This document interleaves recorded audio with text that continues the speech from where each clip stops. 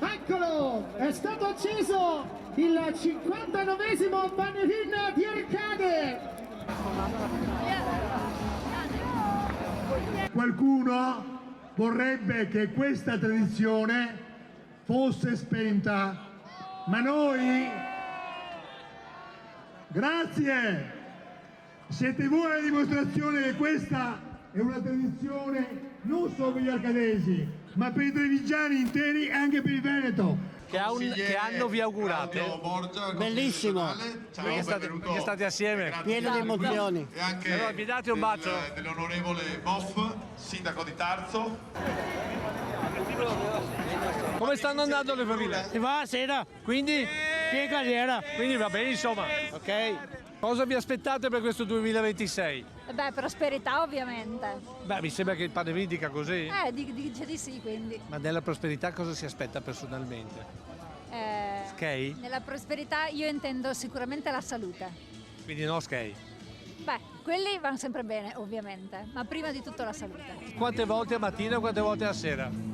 Non mi ricordo, la maggior parte comunque a sera. Senti che bel E quante volte hai cucinato come stasera? Questo Panevin. 10. Skate a buona salute.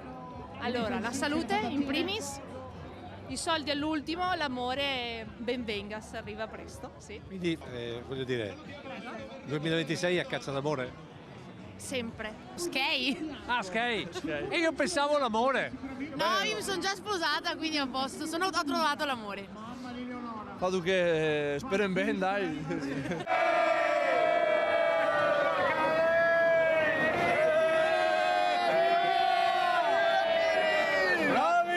Un saluto alla telecamera per la Tele 3. Salutate la telecamera qui sul palco. Eccola.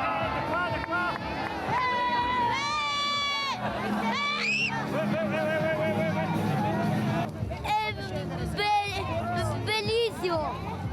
Tu sei la Befana? Sì, Allora, come Befana che a carbone a chi lo mandi? e lo manderò sicuramente a mio fratello, E invece i dolci e la cazzina con i ai dolci? miei genitori e ai parenti, Perché i tuoi genitori? perché loro sono gentili.